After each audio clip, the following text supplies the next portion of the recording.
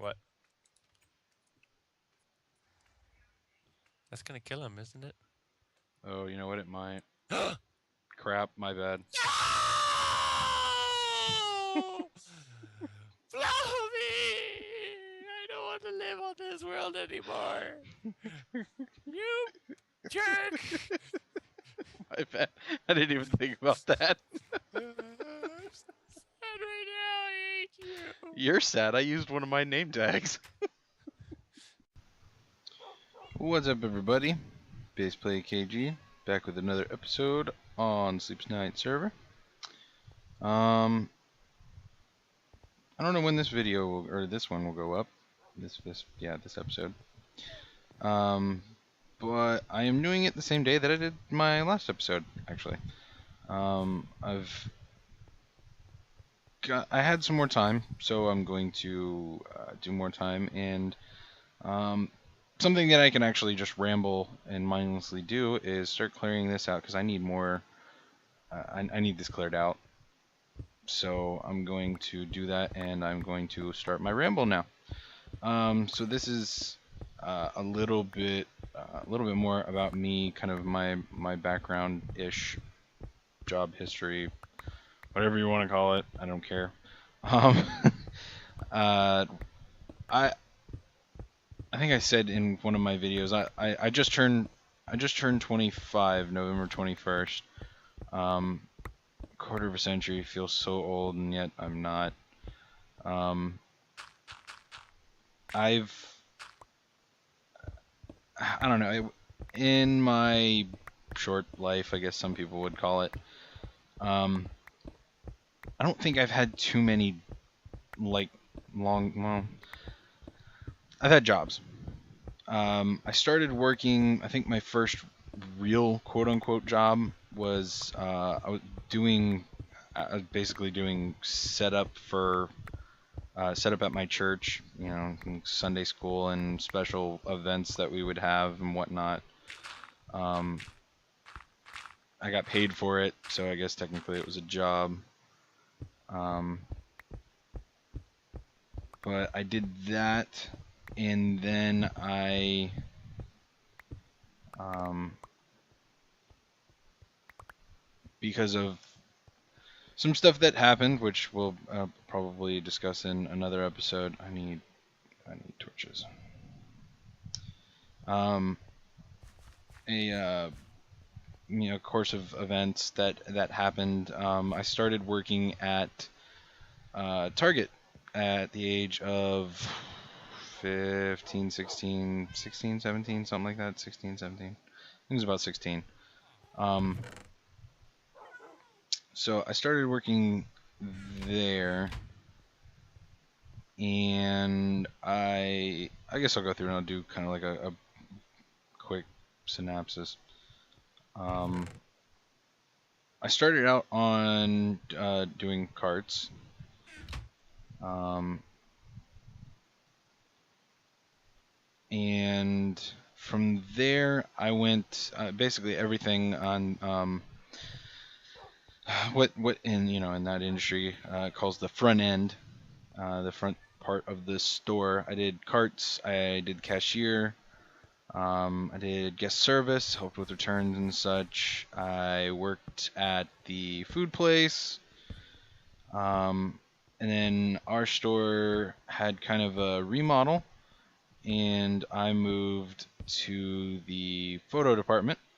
Actually, no, scratch that. I I did I helped with the remodel at the store. Actually, I was on the overnight remodel team, and no, that was right. Uh, sorry, I've got to get the course of events down right, or it's going to bother me. We had the front end remodeled, um, and basically they they moved some they moved some stuff around, which is a part of the remodel. Um, but I was working in the photo lab before that, because we had just added it, or we're going to be adding it. Uh, and then I and then I let's see. So from there, yeah, I worked at the photo lab, and then I went to remodel because the front end was the first part to be remodeled, and then it was time for the rest of the store. Well, I got offered a position. No, that's even wrong. Whatever. Anyways, I eventually made it onto the remodel team. I went through, did remodel, and when it was close to kind of being done, I I got a promotion into electronics.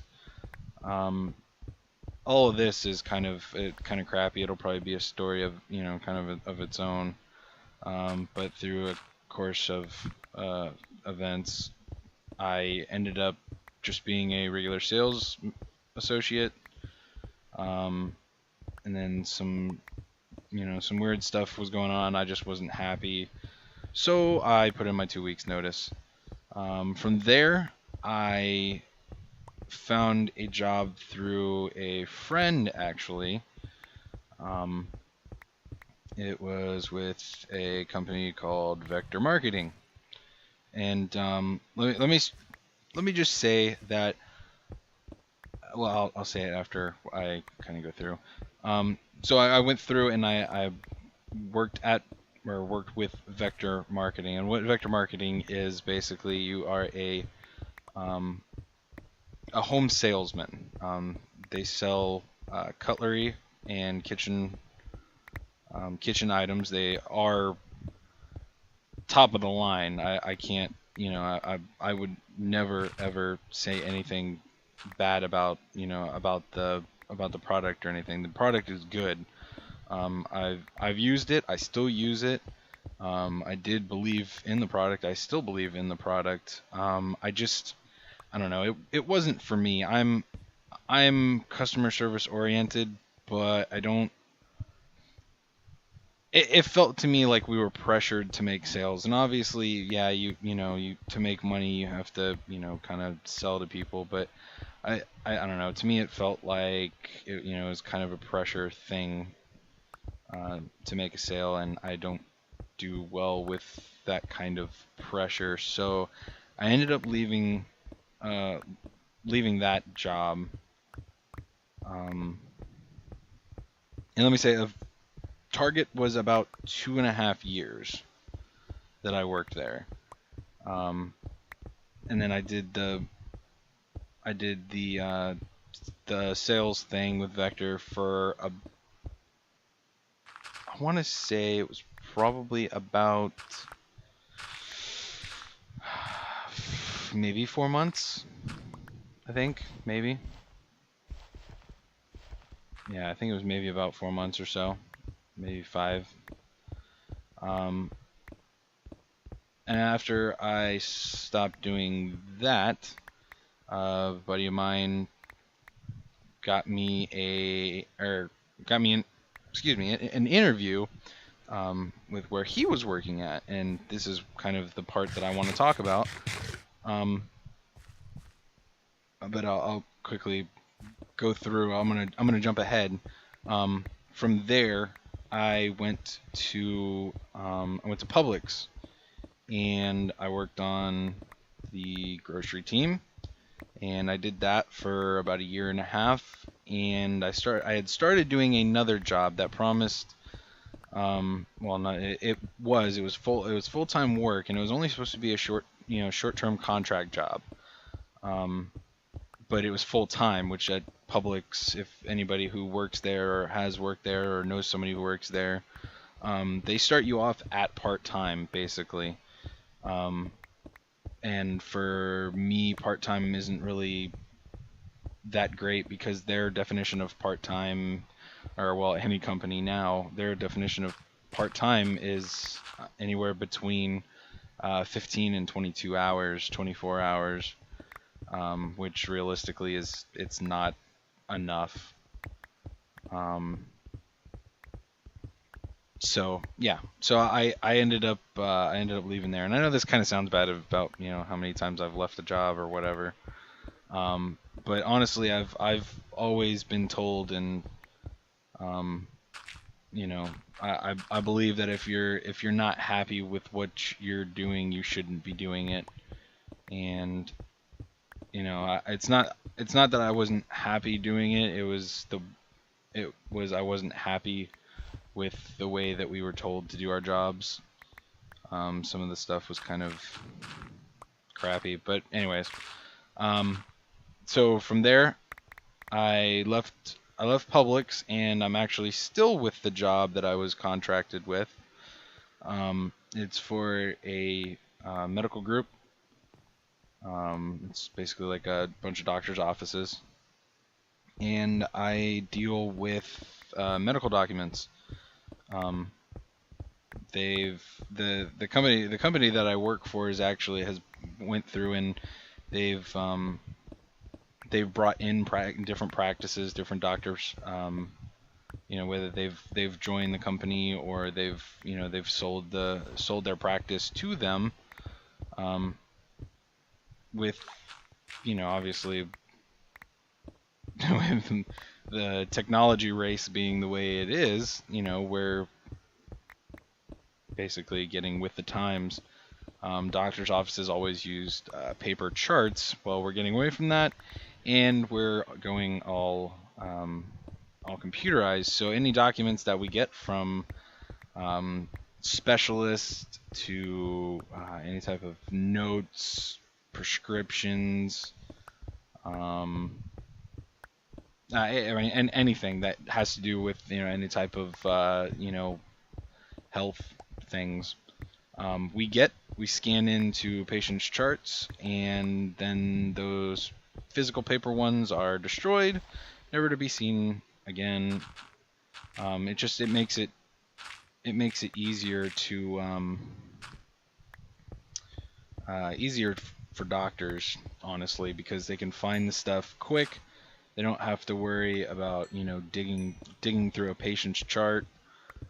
Um, so yeah, it's work. I um, I'm gonna leave it for another episode because I'm gonna have more stuff to talk about. But I like it. It's people that I work with. It's it's good. So anyway, so back to we're gonna jump back now. The job before Publix, but after Vector, I got a job at I live in Florida. I live in Pinellas County, and Pinellas County is, and I think I've explained this before, it is right now is the home of where the Tampa Bay Rays play. Just on the other side of Tampa, where the Buccaneers play. And I worked for the county. What part of the county, you might ask? Well, all over the county. Um, I worked for the Pinellas County Pasco Medical Examiner's Office. Um, Now, I tell people that, and the first thing that they say is, "Oh, you worked at a morgue." Nay, nay. I worked at a medical examiner's office. Yes, we had a, I guess, quote unquote morgue, um, but it was an all-in-one facility. And my job, we were our designation was FATs. We were forensic autopsy technicians, or well, just FAT. But we put the S on there because FATs sounds hilarious.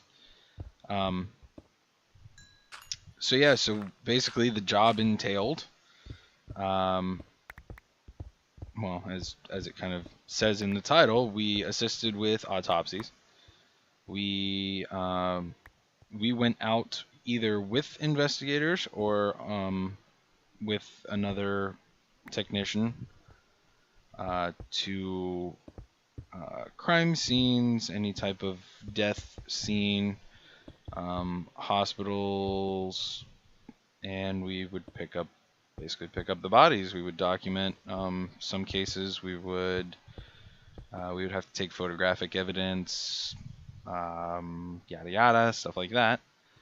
Um, and I honestly, when I first when my friend first told me about it, I was like, cool, it's a full-time job, it's with the county, and it's with dead people, so there's job security. Everybody dies. Um, and that kind of was kind of the start of my morbid sense of humor. Um,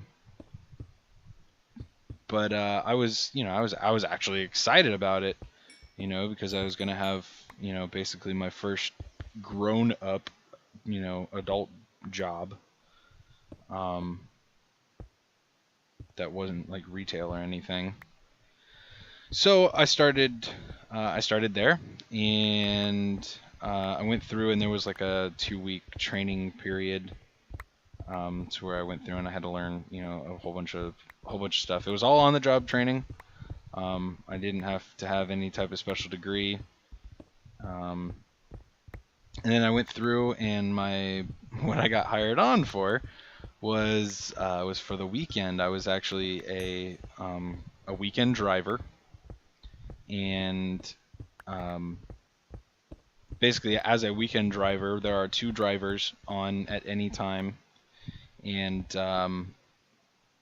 we would, for the weekend especially, we would have, um, well, for the weekend, it was a 72-hour shift. So from 7 a.m. on Friday to 7 a.m. on Monday was the shift.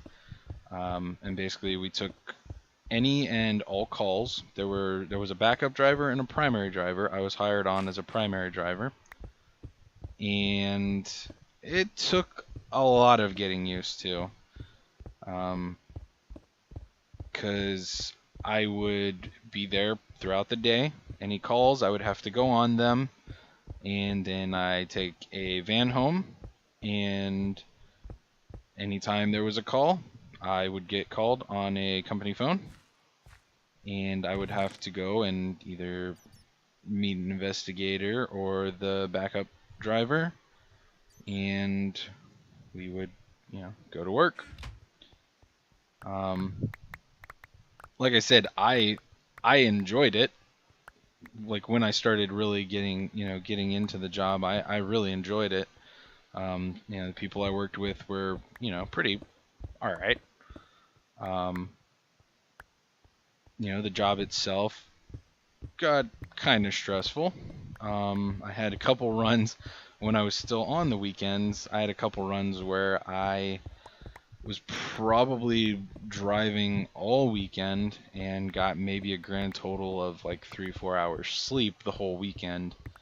And it's not like I was the only one. Those were just busy weekends. The investigators, they're on call. Whoever's on the weekend is on call for 24 hours a day from Friday to Monday, just like the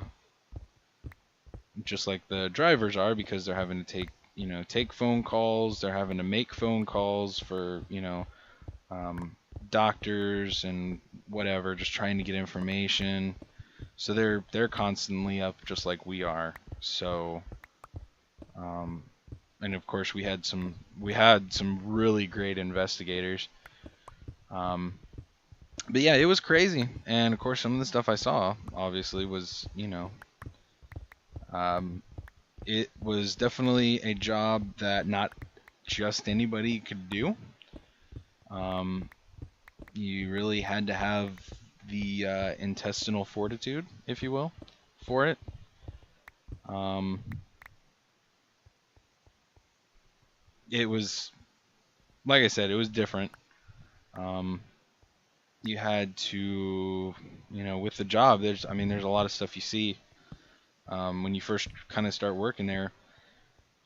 It's kind of a shock thing. Honestly, you start seeing people you think you knew. And obviously there's, well, not obviously, I shouldn't say obviously. Pinellas County being as densely populated as it is, um, I ran into a few cases of either I knew them by way of somebody else or somebody knew them. I didn't know really who they were. There were a couple cases where I actually had to pick up somebody that I had formally met. Um, and it was definitely weird. Um, but I, it took a little bit of getting used to, but I did eventually get over it. And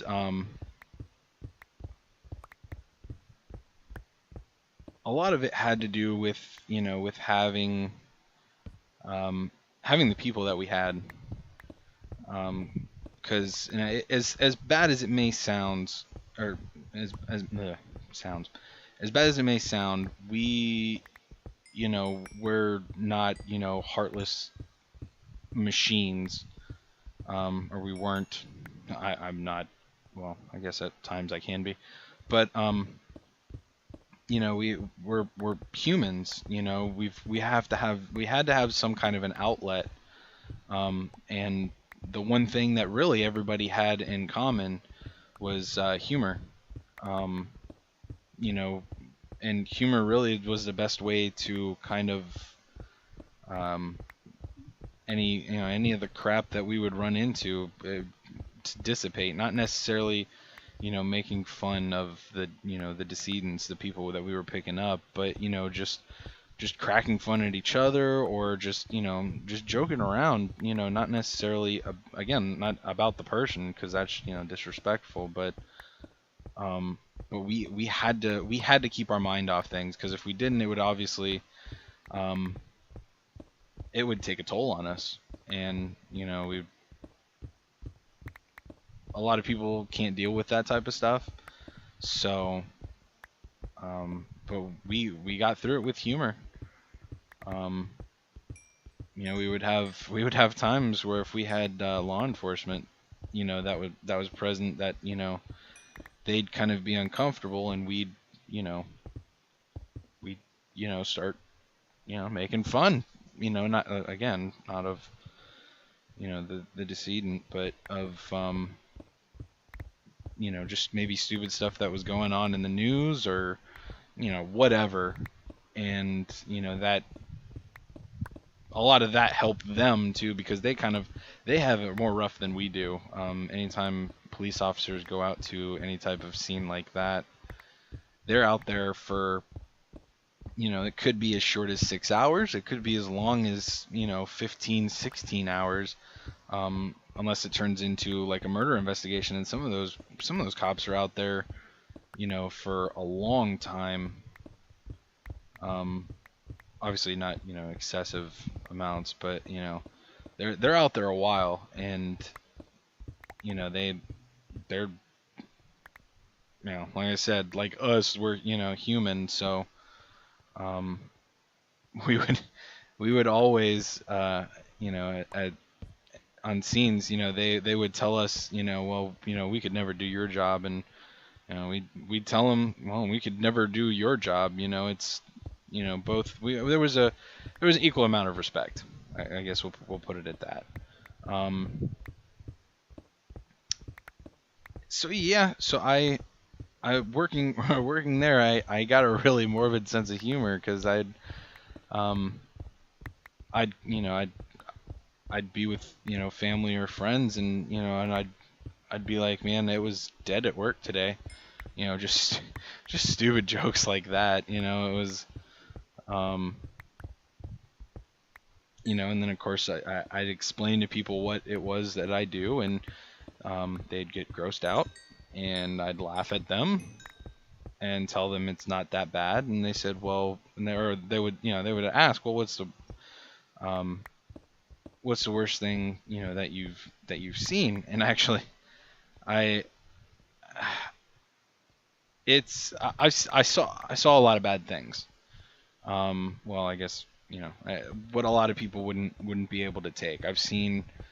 Um, I've seen people who have hung themselves. I've seen ODs. I've seen murder victims through various stabbing, shootings, blah blah blah. motor vehicle accidents. Um, I've seen decomps. Decomp decomposition is when a person dies. This is like opposite of the birds and the bees. This is like earthworms and beetles or something like that.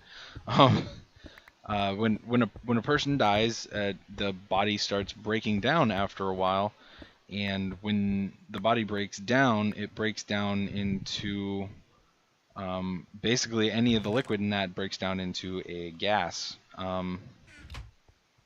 and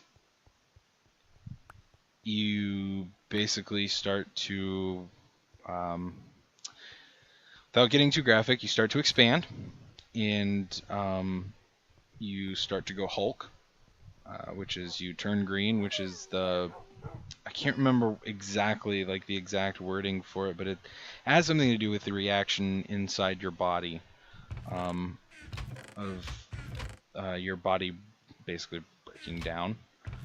Um, and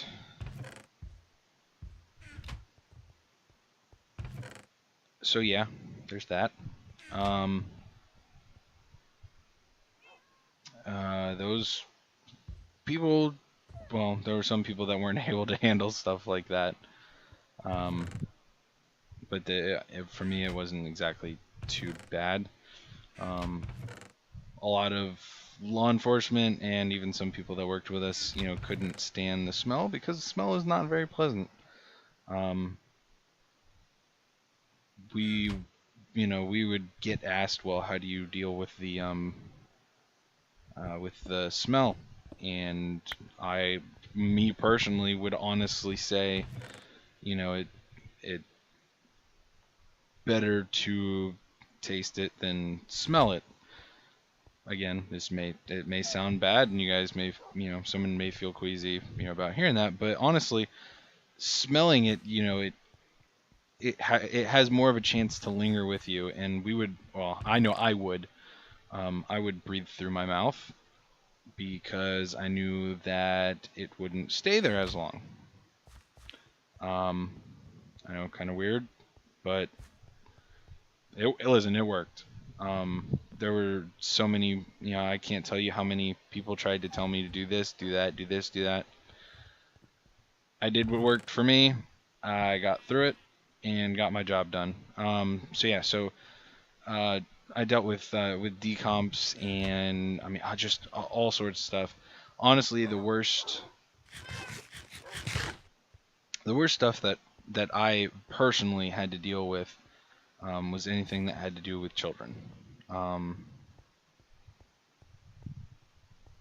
and of course, now that um, I'm an uncle to I think he's 15 months now, 14-month-old, and a newborn niece. Um, like now, it would probably hit a little bit harder. Um, but when it comes to kids, I'm kind of a big softy. And that was the one thing that I didn't really like. And I won't go into too much just because I don't know, it's not necessarily anything that needs to be out there, but I did have to deal with that and it was bad. Um, but I mean I learned a lot from it from the job. You, you don't learn the type of stuff like that. I mean, you can in a classroom, but hands-on experience, it's definitely something that I will never I'll never forget because honestly, it was a once in a lifetime experience, and I'm glad that I was able to experience it because um, I can definitely say that if the zombie apocalypse ever happens, I know how to deal with the dead. but yeah, it's that's kind of, I don't really want to go into too many stories just because, um, yeah, I just don't want to go into too many stories. Um, let's see, what else? What else?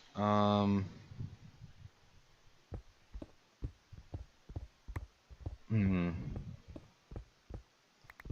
Yeah, I was talking about last episode, because I said I was going to talk about this. One of my projects that I have scratched down, um, on a scratch pad.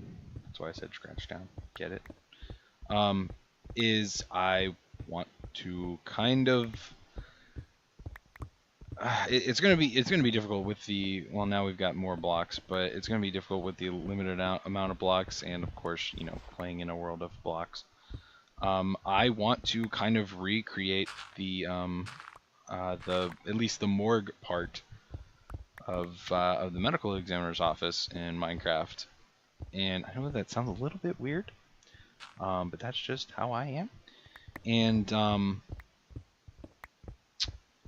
I kind of have an idea of how I can do it, and I will do it. I just got to find the right place because it's gonna be. I have to do it underground. It's got to be underground. Whether I may do an extension off of this or something, I don't know. But it has to be underground because that's going to be the easiest way to do it. Is if I can hollow out, a room like this, and just basically fill in the inside. It's just gonna oh, it's just gonna make it simpler on me. And I want to kind of do that because that was, as I said, it's been probably my favorite job so far. Um, so I want to kind of recreate that, and um, a lot of people don't really know what it looks like in places like that. Um, so this will kind of give people an idea of what it looks like, I guess. I don't know why anybody would be interested in seeing that, but um, I definitely am, and I've seen it. Yeah, I don't really know what else I could talk about with that. It was definitely interesting, to say the least.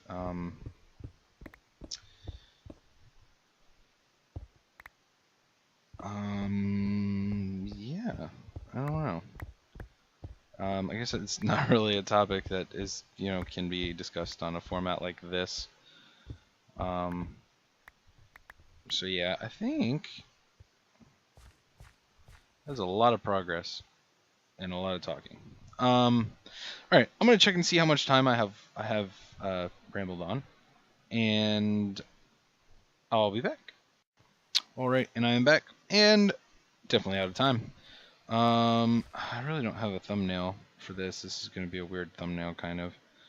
But we're just gonna go ahead and whoops, wrong button. It's kind of a plain thumbnail, but whatever. I need to repair my pick. So, yeah, this is it. This is the end of the episode. As always, I appreciate you guys for watching. Hey, look, there's my screenshot from the episode before. I appreciate y'all for watching. This is going to be an episode that I upload at some point. As I said, I don't know when, but it will go up. And yeah, expect more. I'm going to try and get some more stuff done on here and get some other recordings done. Especially with the holiday, I'll have a little bit of time, a little bit extra time. So yeah, thank you guys for watching. And as always, have a good day, evening, afternoon, and I'll talk to you guys later.